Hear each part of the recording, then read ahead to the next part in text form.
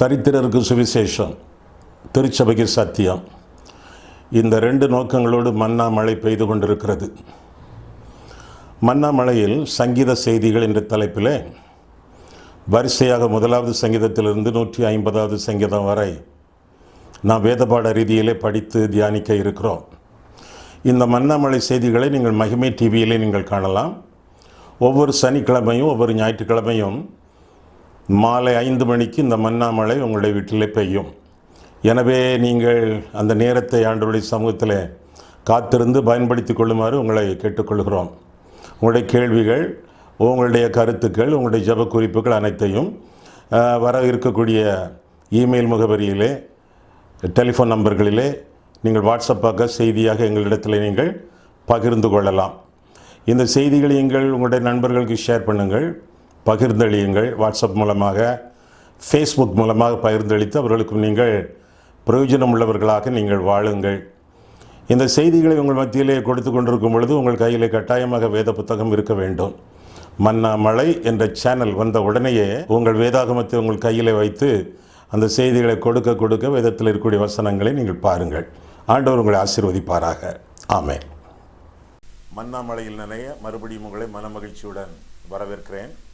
ஆண்டவர் உங்களை ஆசீர்வதிப்பாராக. உங்களுடைய கையில் வேத புத்தகத்தை எடுத்துக்கொள்ளுங்கள். 45ஆம் சங்கீதத்திற்கு வாருங்கள். சங்கீத புத்தகத்திலிருந்து நாம் தொடர்பாக செய்திகளை படித்து தியானித்து வருகிறோம். இதுவரை 44 செய்திகளை நாம் சிந்தித்திருக்கிறோம். இன்றைக்கு 45வது. கடந்த 44 செய்திகளிலே எதையாவது நீங்கள் மிஸ் பண்ணி இருந்தால், கேட்காமல் இருந்தால், இந்த அனைத்து சங்கீத செய்திகளின் தொகுப்பு யூடியூபில் உண்டு, mahimai.tv.com வெப்சைட்டில் உண்டு. நீங்கள் அங்கே போய் அவற்றை பார்த்து பிரயோஜனம் அடையலாம். இந்த செய்திகள் இப்படியாக கொடுக்கப்பட்டிருக்கின்றன, இன்டர்நெட்டில் இணையத்தில் வைக்கப்பட்டிருக்கின்றன என்பதை உங்களுடைய நண்பர்களுக்கு, உறவினர்களுக்கு நீங்கள் சொல்லி அவர்களும் ஆசீர்வதிக்கப்பட ஆவன செய்யுங்கள். ஆண்டவர் உங்களை ஆசீர்வதிப்பாராக. ஆமென். 45ஆம் சங்கீதம்.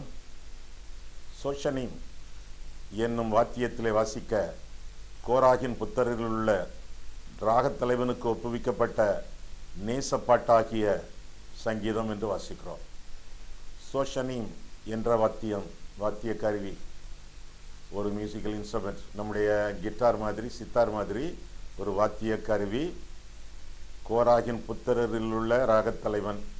கோராகின் புத்திரர் என்றால் கோராகின் கூட்டத்தார், லேவியர் வம்சத்தை சேர்ந்தவர்கள், லேவி கோத்திரத்தை சேர்ந்தவர்கள். அவர்களிலே உள்ள அவர்கள் சிறந்த பாடகர்கள், பாட்டுகளை சொல்லிக் கொடுக்கக்கூடியவர்கள், மெல்லிசை மன்னர்கள். அவர்கள் மத்தியிலே ஒரு ராகத்தலைவன், அவனுக்கு ஒப்புக் கொடுக்கப்பட்ட நேச பாட்டு என்று சொல்லி நாம் பார்க்கிறோம். பாட்டாகிய சங்கீதம். எல்லா சங்கீதங்களும் பாடப்பட்டன. இது விசேஷமான சங்கீதம் என்பதனாலே பாட்டாகிய சங்கீதம் என்று சொல்லி அழைக்கப்படுகிறது. ராகத்தலைவன் என்று சொல்லும் பொழுது அக்காலத்து ஆலயங்களிலே ஆசரிப்பு கூடாரம், ஜபாலயம், தேவாலயம் என்றெல்லாம் வேதத்தில் காணப்படுகிறது. இந்த ஆலயங்களிலே குவயர் இருக்குமே, உங்கள் ஆலயத்தில் உண்டே, அந்த மாதிரிப்பட்ட பாடகர் குழுவுக்கு தலைவனாக இருந்த ஒரு ஆளுக்கு ஒப்பு கொடுக்கப்பட்ட ஒரு பாடல். யார் இந்த சங்கீதத்தை எழுதியது, யார் இந்த பாட்டை ராகத்தலைவனுக்கு ஒப்புவித்தது நமக்கு தெரியாது, அடைப்புக்குறியிலே இல்லை. ஆனாலும் வேத வாக்கியங்கள் எல்லாமே ஆவியானவரால் அருளப்பட்டவை என்பதனாலே இது ஆவியானவருடைய சங்கீதம், ஆவியானவர் ஒப்பு கொடுத்த சங்கீதம் என்பதை மட்டும் நாம் தெளிவாக அறிந்திருக்கிறோம்.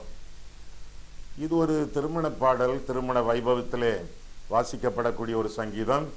ஒரு ராஜாவுக்கும் ஒரு ராணிக்கும் நடைபெற்ற ஒரு திருமணத்தை பற்றிய ஒரு விளக்கமான பாடல் என்று சொல்லி அறிவு இந்த சங்கீதத்தை குறித்து விளக்குகிறார்கள் வேத பண்டிதர்கள். ஒரு திருமண கீதம். ஐயா, திருமண கீதத்தை பற்றி நாம் ஏன் சிந்திக்க வேண்டும்? எனக்கு தான் இன்னும் திருமணம் ஆகவில்லையே என்று கூட சிலர் சொல்லலாம். நாம் எல்லாருமே திருமணமானவர்கள், ஆணோ பெண்ணோ. எப்படி நம்முடைய ஆண்டவராக இயேசு கிறிஸ்து நம்முடைய புருஷன், நித்திய விவாகத்திற்கென்று உன்னை நியமித்து கொண்டேன் என்று சொல்லி கர்த்தர் இஸ்ரவேல் ஜனங்களிடத்தில் சொல்லுகிறாரே, அதே போல கர்த்தராகிய இயேசு கிறிஸ்துவுக்கு நியமிக்கப்பட்ட கற்புள்ள கன்னிகைகளாக நாம் வாழ வேண்டும். ஆண்டவருக்கு நான் ஒரு விவாக மனைவி என்று சொல்லி வேதத்தில் நான் வாசிக்கிறோம். இஸ்ரவேலை மணந்த ஆண்டவர் விசுவாசத்தினாலே இஸ்ரவேலராக மாறிய நமக்கு அவர் மணவாழ்வு தந்து கொண்டிருக்கிறார் என்பதையும் நாம் அறிந்து கொள்ளலாம். இது ஒரு மேசியா வருகை குறித்த ஒரு தீர்க்க தரிசனம் என்று அறிமுகம் சொல்வார்கள். திருச்சபைக்கும் கடவுளுக்கும் இடையுள்ள உறவை விளக்கக்கூடிய சங்கீதம் என்றும் அறிவிப்பார்கள். எபிரேயர் 1 அதிகாரம் 8, 9 வசனமும் 6 அதிகாரம் 6, 7 வசனமும் இந்த சங்கீதத்திலிருந்து மேற்கோள் காட்டப்பட்ட வசனங்களாக காணப்படுகின்றன. இந்த சங்கீதத்தில் வரக்கூடிய ராஜா, இந்த சங்கீதத்தில் வரக்கூடிய ராணி, அவர்கள் பிரவேசிக்கக்கூடிய ராஜா அரண்மனை எல்லாமே உருவகமாக சொல்லப்பட்டிருக்கிறது. ராஜா என்று சொன்ன உடனே சாலமோன் என்று எண்ணிவிடக்கூடாது. சாலமோனிலும் பெரியவர் ஆண்டவராகிய தெய்வம் என்று தான் நாம் எண்ண வேண்டும் என்று சொல்லி வேதம் நமக்கு கற்றுக் கொடுக்கிறது. மத்தேயு 12 அதிகாரம் 42 வசனத்திலே சாலமோனிலும் பெரியவர் இங்கே இருக்கிறார் என்று சொல்லி ஆண்டவர் தம்மைத்தாமே தெளிவர சொன்னாரோ, அந்த மாதிரிப்பட்ட விளக்கம் இந்த சங்கீதத்திற்கு பொருத்தம். ஒரு ராஜா எப்படி இருக்க வேண்டும் என்று சொல்லி இந்த சங்கீதம் விளக்குகிறது. ஒரு ராஜா எப்படி இருக்கிறார்? நாமெல்லாம் ராஜாக்கள் வேதத்தில் வாசிக்கிறோம். வெளிப்படுத்தின விசேஷம் 1 அதிகாரம் 5, 6 வசனத்தில் வாசிக்கும் பொழுது, யாரெல்லாம் இயேசுவின் இரத்தத்தினாலே கழுவப்பட்டார்களோ அவர்களெல்லாம் ராஜாக்கள், ஆசாரியர்கள் அப்படியாக ஆக்கப்பட்டிருக்கிறார்கள் என்று சொல்லி வாசிக்கிறோம். அது மட்டுமின்றி 1 பேதுரு 2 அதிகாரம் 9 வசனத்திலே நாம் பார்க்கும் பொழுது, நீங்களோ உங்கள் அந்தகாரத்திலிருந்து தம்முடைய ஆச்சரியமான ஒளியினிடத்திற்கு வரவழைத்தவருடைய புண்ணியங்களை அறிவிக்கும்படி தெரிந்து கொள்ளப்பட்ட சந்ததி, ராஜரீக ஆசாரிய கூட்டம், பரிசுத்த ஜாதி, அவருக்கு சொந்தமான ஜனம் என்று சொல்லி நாம் வாசிக்கிறோம். கர்த்தருடைய இரத்தத்தினால் கழுவப்பட்டவர்கள் ராஜாக்கள், ராணிகள் என்றும் நாம் சொல்லலாம். ஆக ஒரு ராஜாவினிடத்திலே, ஒரு ராணியினிடத்திலே நான் பேசிக்கொண்டிருக்கிறேன். முதல் 8 வசனங்களை பார்க்கும் பொழுது ராஜாவின் அழகு, அருள், ஆசீர்வாதம் என்று தொடர்ந்து இந்த பகுதியிலே நாம் பார்க்கிறோம். 1 வசனம் பாருங்கள். என் இருதயம் நல்ல விசேஷத்தினால் பொங்குகிறது, நான் ராஜாவை குறித்து பாடின கவியை சொல்லுகிறேன். என் நாவு விரைவாய் எழுதுகிறவனுடைய எழுத்தாணி, எல்லா மனு புத்தரிலும் நீர் மகா சௌந்தரியமுள்ளவர், உம்முடைய உதடுகளில் அருள் பொழிகிறது, ஆகையால் தேவன் உம்மை என்றென்றைக்கும் ஆசீர்வதித்திருக்கிறார் என்று சொல்லி தொடர்பாக இந்த ராஜாவின் அழகு நம்முடைய வாழ்க்கையிலே காணப்படுகிறது. இது ஆண்டவருடைய அழகையும் இந்த வசனத்திலே பார்க்கலாம். நம்முடைய அழகும் எப்படி இருக்க வேண்டும் என்பதையும் இந்த சங்கீதம் நமக்கு தெளிவுற சொல்லுகிறது. அழகுள்ளவர்களாக இருக்க வேண்டும். ஒருவேளை வெளியரங்கமாக நாம் அழகில்லை என்று எண்ணிக்கொள்ளலாம். அப்படி எண்ணிக்கொள்ளாதிருங்கள். ஏனென்றால் தேவனுடைய சாயலிலே படைக்கப்பட்டவர்கள். நான் அழகில்லை என்று சொன்னால் ஆண்டவர் அழகில்லை என்பது பொருள். ஏனென்றால் அவருடைய சாயலிலே படைக்கப்பட்டவர்கள். அடுத்தவர்கள் நம்மை பார்த்து என்ன சொன்னாலும் பரவாயில்லை, ஆண்டவருடைய சமூகத்திலே அவருடைய பார்வையிலே நாம் அழகுள்ளவர்கள். மேலாக புறம்பான அழகு அல்ல, உள்ளான அழகு ஆண்டவர் விரும்புவது, அனைவரும் விரும்புவது. அநேகரை அழகுள்ளவர்களாக யார் பார்க்கிறார்கள் தெரியுமா? கர்த்தருக்கு ஒப்பு கொடுத்து கர்த்தருடைய நாமத்தினாலே நன்மை செய்கிறவர்கள் மிகுந்த அழகுள்ளவர்கள், மிகுந்த அழகுள்ளவர்கள். அப்படிப்பட்டவர்களை காண மக்கள் ஆசைப்படுகிறார்கள். அழகு உள்ளவர்களாக காணப்பட வேண்டும். அருள் நிறைந்தவராக ராஜா இருக்கிறார். அருள் நிறைந்தவர்களாகவும் நாம் காணப்பட வேண்டும். அருள் என்றால் கிருபை, இரக்கம் என்று சொல்லி நாம் பொருள் கொள்ளலாம். நம்முடைய வாயிலே, நம்முடைய இருதயத்திலே கிருபை இருக்க வேண்டும், இரக்கம் இருக்க வேண்டும். ஆண்டவரை போல அருள் மிகுந்தவர்களாக இந்த உலகத்திலே நாம் வாழ வேண்டும். இன்னும் அதே 2வது வசனத்திலே பார்க்கும் பொழுது, ஆசீர்வதிக்கப்பட்டவர்களாகவும் நாம் ஜீவிக்க வேண்டும். நாம் ஆசீர்வதிக்கப்பட்டவர்களா? கிறிஸ்துவுக்குள்ளாக வாழ்ந்தால் எஸ், ஆமாதான். கொலோசியர் 2 அதிகாரம் 10 வசனத்தை பார்க்கும் பொழுது, நாம் கிறிஸ்துவுக்குள் சகலவற்றிலும் சம்பூரணமாக்கப்பட்டிருக்கிறோம். எல்லா ஆசீர்வாதங்களும் நமக்கு சொந்தம். பிள்ளைகளானால் சுதந்திரருமாமே, தேவனுடைய சுதந்திரரும் கிறிஸ்துவுக்கு உடன் சுதந்திரருமாமே. கிறிஸ்துவுடனே கூட மகிமைப்படும்படிக்கு அவருடனே கூட பாடுபட்டால் அப்படியாகும் என்று சொல்லி வேதம் கற்றுக் கொடுக்கிறது. ரோமர் 8ஆம் அதிகாரம் 17ஆம் வசனம் முதலாக இப்படியாக நாம் பார்க்கிறோம். தம்முடைய வசனத்தினால் அரை கட்டப்பட்ட வாழ்க்கை, அதை குறித்து 3ஆம் 4ஆம் வசனங்களிலே நாம் பார்க்கிறோம். அரை கட்டப்பட்ட வாழ்க்கை, இடுப்பிலே பெல்ட். எதற்கு? நிர்வாணம் காணப்படாமல் இருக்கத்தக்கதாக, நம்முடைய பரிசுத்தத்தை உலகம் அறியத்தக்கதாக ஆண்டவருடைய வசனத்தினாலே அரை கட்டப்பட்ட நிர்மலமான வாழ்க்கை நாம் வாழத்தக்கதாக நாம் அழைக்கப்படுகிறோம். 5ஆம் வசனத்திலே அம்புகள், கூர்மையான அம்புகள், நேரிய பார்வை, சிறந்த குறிக்கோள், ஆண்டவருக்காக வாழ்வது, ஆண்டவருடைய ராஜ்யத்துக்கு செல்வது, ஆண்டவருடைய நாமத்தினாலே அநேகரை ஆண்டவருடைய ராஜ்யத்திற்குள்ளாக வழி நடத்துவது. அம்புகள், கூரிய பார்வை, குறிக்கோளிலே நிலைமை, குறிக்கோளிலே நிலைவரம். இப்பேற்பட்ட வாழ்க்கை நம்முடைய வாழ்க்கையாக இருக்க வேண்டும். அது மட்டுமல்ல, 6ஆம் வசனத்திலே ஆளுகை, அவருடைய ஆளுகையிலே நாம் வாழ வேண்டும்.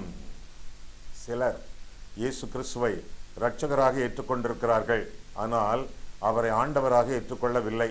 இரட்சகராக ஏற்றுக்கொண்டவர்கள், ரட்சிக்கப்பட்டவர்கள் அவருடைய ஆளுகையை தங்களுடைய வாழ்க்கையிலே பூரணமாக ஏற்றுக்கொண்டு வாழ வேண்டியது நம்முடைய கடமை. உங்கள் வீட்டுக்கு நான் வருகிறேன், விருந்தினர், முதலாவது அறையிலே இருக்கிறேன், உள்ளே அங்கே எங்கே என்னால் எட்டி பார்க்க முடியவில்லை, கர்டன் போட்டு நீங்கள் மறைத்திருக்கிறீர்கள், பாத்ரூம் போகலாமா என்று கேட்டால் திரு திரு என்று விழிக்கிறீர்கள். அது சுத்தமாக இல்லை. எனவே ஓடி போய் சீக்கிரமாக சுத்தப்படுத்தி விட்டு ஐயா போங்க ஐயா என்று சொல்கிறீர்கள். முன் அறை அலங்காரம், உள் அறைகள் அலங்கோலம். இன்னைக்கு அநேகருடைய வாழ்க்கை இப்படித்தான் இருக்கிறது.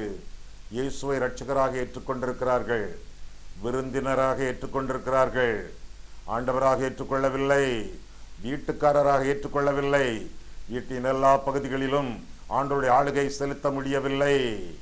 அதே போலத்தான் சிலர் வாழ்ந்து கொண்டிருக்கிறார்கள். இயேசு உங்களுடைய இரட்சகரா? ஆமா. அவர் உங்களை ஆண்டு வழி நடத்துகிறாரா? இல்லை. வாழ்க்கையின் எல்லா பகுதிகளையும், இருதயத்தின் எல்லா பகுதிகளையும், சரீரத்தின் எல்லா அங்கங்களையும் கர்த்தருடைய ஆவியானவருடைய ஆளுகைக்கு நம்முடைய வாழ்க்கையை ஒப்பு கொடுத்து வாழ வேண்டும். 7வதாக அபிஷேகம் பண்ணப்பட்டவர்கள். அபிஷேகம் என்றால் நியமனம் என்பது பொருள். ராஜாவாக அபிஷேகம் பண்ணப்பட்டவர்கள், தீர்க்கதரிசியாக அபிஷேகம் பண்ணப்பட்டவர்கள், ஆசாரியர்களாக அபிஷேகம் பண்ணப்பட்டவர்கள், சுவிசேஷம் சொல்லுவதற்கு அபிஷேகம் பண்ணப்பட்டவர்கள், ஏதோ ஒரு நோக்கத்திற்காக அபிஷேகம் பண்ணப்பட்டவர்கள். அபிஷேகம் பண்ணப்பட்டவர்கள் வீட்டுக்குள்ளேயே முடங்கி கிடந்து முனகி கொண்டிருக்காமல் கர்த்தருக்காக எழும்பி பிரகாசிக்க வேண்டும். உங்களுடைய அபிஷேகம் மற்றவர்கள் மத்தியிலே வழிந்தோட வேண்டும் என்று பார்க்கிறோம். 8ஆம் வசனத்திலே ஆனந்தம், வெள்ளை போளத்தினாலே, சந்தனத்தினாலே, லவங்கத்தினாலே அவர்கள் அலங்கரிக்கப்பட்டவர்கள். அவர்களுடைய ஆனந்தம் பெரிது.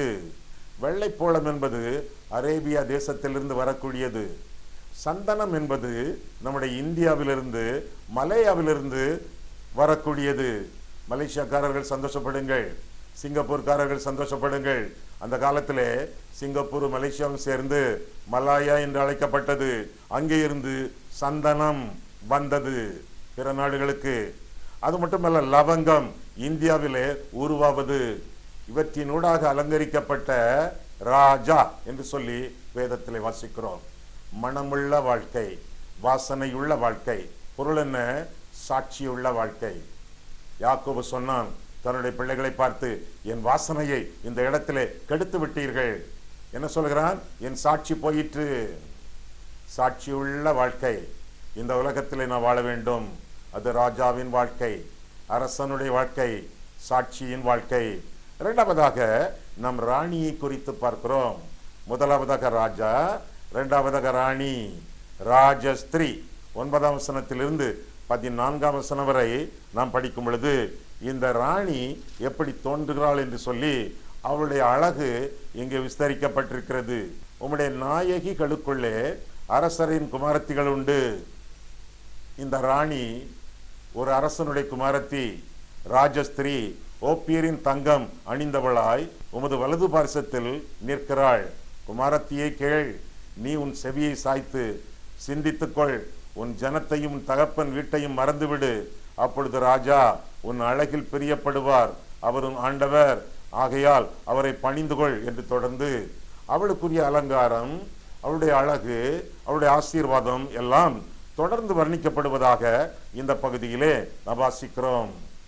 ராஜஸ்திரீ என்று அவளை குறித்து நாம் பார்க்கும் பொழுது, முதலாவதாக 9வது வசனத்திலே 13ஆம் வசனத்திலே பார்க்கும் பொழுது, உமது நாயகிகளுக்குள்ளே அரசரின் குமாரத்திகள் உண்டு, ராஜஸ்திரீ உமது வலது வருஷத்தில் நிற்கிறாள் என்று சொல்லிவிட்டு தொடர்ந்து 13ஆம் வசனத்திலே ராஜகுமாரத்தி உள்ளாக பூரண மகிமை உள்ளவள், அவள் உடை பொற்சரிகையாயிருக்கிறது என்று சொல்லி வாசிக்கிறோம்.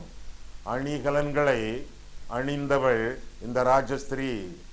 சிலர் சொல்றாங்கல்ல, தங்கத்தை வெறுத்து விட்டேன், பொன்னை வெறுத்து விட்டேன், வெள்ளியை வெறுத்து விட்டேன் என்று சொல்கிறார்களே. இப்பெல்லாம் நான் நகை போடுறதே கிடையாது. சொன்னது யாரு? பிரசங்கியார் சொன்னாரோ? உங்க போதகர் சொன்னாரோ? வேதம் அப்படி சொல்லலையே. வெள்ளியும் பொன்னும் என்னுடையது என்று ஆண்டவர் சொன்னார். என்னுடையதெல்லாம் உன்னுடையது. நான் தேவனுடைய பிள்ளை, நான் ராஜாவின் பிள்ளை. ஆண்டவர் கையில இருப்பது ஆண்டவர் அனுமதியின்படி, அவருடைய சித்தத்தின்படி எனக்கு சொந்தம். காரணம், நான் கர்த்தருடைய பிள்ளை. பிள்ளைகளாக இருப்பதினாலே சுதந்திரராய் இருக்கிறோம். இயேசுவுக்கு சொந்தம், எனக்கெல்லாம் சொந்தம். ஒரு தங்க செயின் அதை யோசேப்பின் கழுத்தில் போட்ட போது, இல்லை நான் நகை அணிய மாட்டேன், நகை அணிய மாட்டேன் என்று சொல்லிவிட்டு ஓடினானா? தானியேலின் கழுத்திலே பொற்சரப்பணி, இது எனக்கு வேண்டாம் என்று சொன்னானா? வெள்ளியும் பொன்னும் கர்த்தருடையது என்று சொல்லி வேதத்திலே வாசிக்கிறோம். கர்த்தருடையதெல்லாம் நமக்குரியது, அது அழகு தரக்கூடியது என்று சொல்லி நான் வேதத்திலே வாசிக்கிறோம். அதற்காக நிறைய அள்ளி போட்டுக்கொண்டு ஒரு தங்க ரதமாக அல்லது ஒரு தங்க விக்கிரகமாக வர வேண்டும் என்ற அவசியமே இல்லை. நம்ம அழகுபடுத்தக்கூடிய அநேக பொருட்களிலே ஒன்று தங்கம், வெள்ளி என்று சொல்லி வேதத்திலே வாசிக்கிறோம். தேவனுடைய ராஜ்யத்திலே, ஆண்டவருடைய பரலோகத்திலே எல்லா வீதிகளும் பொற்தளங்கள் என்று சொல்லி நான் வேதத்திலே வாசிக்கிறோம். ஆண்டவருடைய தலையிலே 7 கிரீடங்கள், பொற்கிரீடங்கள், ஒன்றையும் கலற்றவில்லையே, ஒன்றையும் கலற்றவில்லையே. ஆண்டவருடைய சமூகத்திலே போகும் பொழுது, ஆண்டவருடைய ராஜ்யத்திலே போகும் பொழுது நம்முடைய கிரீடங்களை கலற்றி தாழ்மையோடு ஆண்டவருடைய பாதத்திலே வைக்கலாம். எனவே பொன்னை அணியக்கூடாது, வெள்ளி அணியக்கூடாது என்பது வேதத்தின் போதனை அல்ல. ஆனால் என்ன விளக்கப்படுகிறது வேதத்திலே? உண்மையான அழகு, உள்ளான அழகு மிக முக்கியம். பொன் அழகை விட உள்ளான அழகு மிக முக்கியம் என்பதை வேதம் நிச்சயமாக நமக்கு தெரிவிக்கிறது. எங்கே தெரிவிக்கிறது என்றால் 1 பேதுரு 3ஆம் அதிகாரம் முதல் 6 வசனங்களிலே அப்படியாக நாம் பார்க்கிறோம். சில நொடிகள் கழித்து அந்த வசனங்களுக்கு நாம் வருவோம். ஆண்டவருடைய வலது பாரிசம் ராஜஸ்திரிக்கு கொடுக்கப்பட்டிருக்கிறது, மணவாட்டிக்கு கொடுக்கப்பட்டிருக்கிறது. மணவாட்டியாகிய நீங்கள் நான் யாரெல்லாம் இயேசுவின் இரத்தத்தினாலே கழுவப்பட்டு ரட்சிக்கப்பட்டிருக்கிறோமோ எல்லாரும் கிறிஸ்துவின் மணவாட்டிகள்.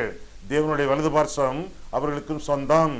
அவர்களும் பூரண அழகுள்ளவர்கள் என்று சொல்லி வேதம் நமக்கு கற்றுக் கொடுக்கிறது. குமாரத்தியே, உன் செவியை சாய்த்து கேட்டுக்கொள், உன் தகப்பன் வீட்டை மறந்து விடு. அதனுடைய பொருள் என்ன? அம்மா அப்பாவை நேசிக்க கூடாது, அவங்கள மறந்துடணும் என்பது பொருள் அல்ல. திருமணமான பிறகு கணவனுக்கு மனைவியும் மனைவிக்கு கணவனும் முக்கியம். மனைவிக்கு கணவன் தான் முக்கியம், கணவனுக்கு மனைவி தான் முக்கியம். திருமணத்தின் விளக்கம் என்ன? ஆதியாகமம் 2ஆம் அதிகாரம் 24ஆம் வசனத்தை பார்க்கும் பொழுது, பிரிதல், இசைதல், ஒரே மாம்சமாகுதல் என்று அங்கே சொல்லப்பட்டிருக்கிறது. புருஷன் தன் தகப்பனின் தன் தாயை விட்டு தன் மனைவியோடு இசைந்திருப்பான், அவர்கள் ஒரே மாம்சமாக இருப்பார்கள். திருமணத்திற்கு முன்பு அம்மா அப்பா சொந்தக்காரர்கள், திருமணத்துக்கு பின்பு அவர்கள் முக்கியம். அவர்களை ஆதரிக்க வேண்டும். அவர்கள் பசித்திருந்தால் நாம் புசிக்க கூடாது, கனம் பண்ண வேண்டும், காப்பாற்ற வேண்டும், கருத்தாக ஆதரிக்க வேண்டும். ஆனால் திருமணத்துக்கு பிறகு கணவனுக்கு மனைவி, மனைவிக்கு கணவன் மிகவும் முக்கியம் என்று சொல்லி வேதத்தில் வாசிக்கிறோம். இன்னும் சிலர் சொல்லுகிறார்களே, ஐயா என் புருஷனை திருத்த முடியலையா, என்ன சொன்னாலும் கேட்க மாட்டேங்கிறார் ஐயா, யாரை சொல்லி புத்தி சொன்னாலும், யாரை கூட்டிட்டு வந்து புத்தி சொன்னாலும் அவர் கேட்க மாட்டேங்கிறார் ஐயா, இந்த மனுஷனை திருத்துறது எப்படி ஐயா? டெய்லி தண்ணி அடிச்சுட்டு வராரு, 1 மணிக்கு நைட்ல வந்து கதவை தட்டுறாரு, சில சமயங்களை உடைக்கிறாரு, பிள்ளைகளெல்லாம் போட்டு அடிக்கிறாரு. இந்த ஆளு திருந்துறதுக்கு, இவரை திருத்துறதுக்கு நான் என்னையா செய்யணும்? ஒன்னும் செய்யண்டாமே, என்ன செய்யணும்னு சொல்லி வேதத்துல வாசிக்கிறோம். ஒரு திருமணமான ஒரு மனுஷன், ஒரு அப்போஸ்தலன் கொடுக்கக்கூடிய ஒரு புத்திமதி. பேதுரு திருமணமானவன் என்ன சொல்லுகிறான் தெரியுமா? 1 பேதுரு 3ஆம் அதிகாரம் எடுத்துக்கொள்ளுங்கள். மனைவிகளுக்கு கொடுக்கக்கூடிய புத்திமதி. அந்தப்படி மனைவிகளே, உங்கள் சொந்த புருஷர்களுக்கு கீழ்ப்படிந்திருங்கள். அப்பொழுது எவர்களில்? கணவன்மார்களில் யாராவது திருவசனத்திற்கு கீழ்ப்படியாதவர்களாய் இருந்தால் பயபக்தியோடு கூடிய உங்களுடைய கற்புள்ள நடக்கையை அவர்கள் பார்த்து போதனையின்றி, குத்தி காட்டுதல் இன்றி, அடுத்தவங்கிட்ட சொல்லி நீங்க புத்தி சொல்லுங்க ஐயா என்பது இன்றி, போதனையின்றி மனைவிகளின் நடக்கையினாலே ஆதாயப்படுத்தி கொள்ளப்படுவார்கள் என்று சொல்லி வேதம் சொல்லுகிறது. உங்களுடைய கீழ்ப்படிதல், உங்களுடைய பயபக்தி, உங்களுடைய கற்புள்ள நடக்கை, இதனாலே அவர்கள் ஆதாயம் பண்ணி கொள்ளப்படுவார்கள். தொடர்ந்து வாசிக்கிறோம் 3ஆம் வசனம் முதல். உள்ளான அழகு, பொன்னழகு அல்ல, உள்ளான அழகு, மயிரை பின்னி பொன் ஆபரணங்களை அணிந்து உயர்ந்த வஸ்திரங்களை உடுத்திக் கொள்ளுதலாகிய பரம்பான அலங்கரிப்பு உங்களுக்கு அலங்காரமாயிராமல் அழியாத அலங்கரிப்பாயிருக்கிற சாந்தமும் அமைதலும் உள்ள ஆவியாகிய இருதயத்தில் மறைந்திருக்கிற குணமே உங்களுக்கு அலங்காரமாய் இருக்க கடவுது. அதுவே தேவனுடைய பார்வையில் விலையேறப்பட்டது. இப்படியே பூர்வத்தில் தேவனிடத்தில் நம்பிக்கையாய் இருந்த பரிசுத்த ஸ்திரீகளும் தங்களுடைய புருஷர்களுக்கு கீழ்ப்படிந்து தங்களை அலங்கரித்தார்கள் என்று சொல்லி வேதத்திலே வாசிக்கிறோம். பொன்னையும் வெள்ளியும் அணிந்து கொண்டு உள்ளான கீழ்ப்படிதல், பயபக்தி, கற்பு, பரிசுத்தம் இதெல்லாம் இல்லாமல் இருந்தால் என்னதான் நீங்கள் அணிந்திருந்தாலும் அது அழகு அல்ல, அது அருவருப்பு. எனவே உள்ளான அழகு மிகவும் முக்கியம். அந்த அழகை விட்டு விடாமல் ஆண்டவர் மேல் பற்றி பிடித்து ஆண்டவருக்கு மகிமையான குடும்ப வாழ்க்கை வாழ வேண்டியது, திருமண வாழ்க்கை வாழ வேண்டியது தம்பதிகளின் கடமை என்று சொல்லி வேதத்திலே வாசிக்கிறோம். அது மட்டுமல்ல, தொடர்ந்து பார்க்கும் பொழுது அவர்கள் ராஜ அரண்மனையிலே பிரவேசிக்கிறார்கள். 15ஆம் வசனம் முதல் 17ஆம் வசனம் வரை நாம் பார்க்கையிலே அங்க என்ன வாசிக்கிறோம்? ராஜாவும் ராணியும் அவர்கள் திருமணமான பிறகு என்ன நடக்கிறது என்று சொல்லி நாம் பார்க்கும் பொழுது கடைசி சில வசனங்கள் 15, அவர்கள் மகிழ்ச்சியோடும் களிப்போடும் வந்து ராஜ அரண்மனைக்குள் பிரவேசிப்பார்கள். உமது பிதாக்களுக்கு பதிலாக உமது குமாரர் இருப்பார்கள். அவர்களை பூமி எங்கும் பிரபுக்களாக வைப்பீர். உமது நாமத்தை எல்லா தலைமுறைகளிலும் பிரஸ்தாபப்படுத்துவேன். இது நிமித்தம் ஜனங்கள் உம்மை என்றென்றைக்கும் உள்ள சதா காலங்களிலும் துதிப்பார்கள் என்று சொல்லி சங்கீதக்காரன் முடிக்கிறான். என்ன நடக்கிறது? அவர்கள் ராஜ அரண்மனைக்குள்ளே பிரவேசிக்கிறார்கள். ராஜ அரண்மனை என்று சொல்லும் பொழுது தேவனுடைய ராஜ்யம், தேவனுடைய ராஜ்ய அரண்மனை என்று சொல்லியும் நாம் பார்க்கலாம். ராஜாவும் ராணியும் கர்த்தரால் ரட்சிக்கப்பட்டு புறம்பான அழகு மட்டுமல்ல உள்ளான அழகோடு அவர்கள் வாழும் பொழுது தேவராஜ்யத்திலே அவர்கள் பிரவேசிப்பார்கள். 15ஆம் வசனம் பிரவேசம், 16ஆம் வசனம் பிள்ளைகள். அவர்கள் பிரபுக்களாக அவர்கள் வாழ்வார்கள். ஒலிவ மர கன்றுகளாக இருக்கிறவர்கள் ஒரு காலத்திலே ஒளி வீசக்கூடிய பிள்ளைகளாக அவர்கள் திகழ்வார்கள். வெளிச்சத்தின் பிள்ளைகளாக நடந்து கொள்வார்கள். 3ஆவதாக 17ஆம் வசனத்திலே பிரஸ்தாபம் பண்ணுவார்கள். ஆண்டவருடைய நாமத்தை குறித்து, ஆண்டவருடைய இரட்சணியத்தை குறித்து அவர்கள் பிரஸ்தாபம் பண்ணுவார்கள். 3 ஆசீர்வாதங்கள் ராஜாவுக்கும் ராணிக்கும் என்ன? பிரவேசிப்பார்கள், பிள்ளைகளை பெற்று அவர்களை பிரபுக்களாக மாற்றுவார்கள். அது மட்டுமல்ல, கர்த்தருடைய நாமத்தையும் ரட்சிப்பையும் குறித்து பிரஸ்தாபம் பண்ணுவார்கள். இந்த விதமான ஆசீர்வாதங்கள் உங்களுடைய குடும்பத்திலே, உங்களுடைய வாழ்க்கையிலே, உங்களுடைய மன வாழ்க்கையிலே விளங்க வேண்டும் என்றால் இந்த ராஜாவை போல, இந்த ராணியை போல ஆவிக்குரிய அழகோடு நீங்கள் திகழ ஆண்டவர் உங்களை ஆசீர்வதிப்பாராக. ஆமேன். கண்களை மூடுவோம். கர்த்தரை பார்ப்போம். அன்புள்ள ஆண்டவரே, உங்களுடைய வசனங்களை ஆராயவும், எங்களுடைய வாழ்க்கையை ஆராயவும் எங்களை வழிநடத்தினீர். அதற்காக உங்களுக்கு ஸ்தோத்திரம் ஆண்டவரே. 45ஆம் சங்கீதத்தின் அடிப்படையிலே ராஜா எப்படி இருக்க வேண்டும், ராணி எப்படி இருக்க வேண்டும் என்று கர்த்தர் எங்களுக்கு கற்றுக் கொடுத்தீர். அதற்காக ஸ்தோத்திரம். உம்முடைய இரத்தத்தினாலே கழுவப்பட்ட நாங்கள் உம்முடைய வசனத்தின் அடிப்படையிலே ராஜரீக, ஆசாரிய கூட்டம், நாங்கள் ராஜாக்கள், நாங்கள் ராணிகள், நாங்கள் ஆசாரியர்கள் என்றெல்லாம் வேதத்திலே நீர் எங்களை வர்ணிப்பதற்காக உமக்கு ஸ்தோத்திரம் ஆண்டவரே. நீர் சொல்லப்பட்ட சத்தியங்களுக்கு நாங்கள் கீழ்ப்படிந்து ராஜ அரமனைக்குள்ளே, தேவனுடைய ராஜ்யத்துக்குள்ளே பிரவேசிக்கத்தக்கதாக கர்த்தாவே நீர் எங்களை தகுதிப்படுத்தும். எங்களுடைய பிள்ளைகளை ஆசீர்வதியும். உங்களுடைய நாமத்தை பிரஸ்தாபம் பண்ணக்கூடிய மக்களாக அவர்களை இன்றைக்கும் வருங்காலத்தில் விளங்கத்தக்கதாக எங்களையும் அவர்களையும் நீர் ஆசீர்வதித்து வழிநடத்தும். இயேசு கிறிஸ்துவின் நாமத்தில் ஜெபிக்கிறோம் பிதாவே, ஆமென்.